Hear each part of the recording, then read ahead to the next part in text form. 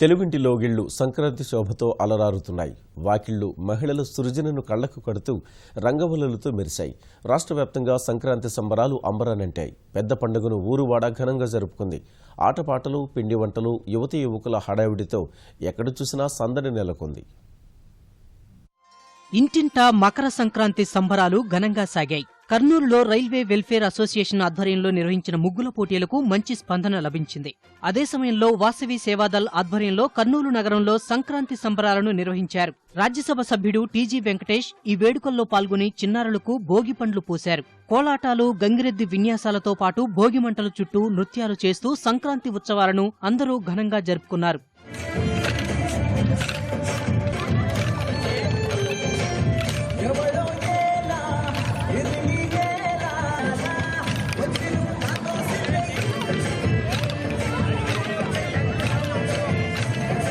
రాజమహేంద్రవరంలోని ప్రముఖ నిర్మాణ సంస్థ బ్రిడ్జి కౌంటీ సంక్రాంతి సంబరాలు ఘనంగా నిర్వహించింది. గాలిపటాలు, ముగ్గులు, సాంప్రదాయ వస్త్రాలంకరణ పోటీల్లో అంతా ఉత్సాహంగా పాల్గొన్నారు. పలు ఆకృతుల్లో ఎగరవేసిన గాలిపటాలు ఆకట్టుకున్నాయి. ఏటేటా ఇలాంటి కార్యక్రమాలు నిర్వహిస్తున్నట్లు నిర్వాహకులు తెలిపారు. పశ్చిమ గోదావరి జిల్లా పెనుగొండ మండలం చినమల్లం గ్రామంలో నిర్వహించిన ముగ్గుల పోటీల్లో మహిళలు ఉత్సాహంగా పాల్గొన్నారు. రంగవల్లులతో వాకిళ్లను తీర్చిదిద్దారు. Shri Datla Sitaramaraju memorial charitable trust ఆధ్వర్యంలో ఈ పోటీలను నిర్వహించి విజేతలకు బహుమతులు ప్రదానం చేశారు.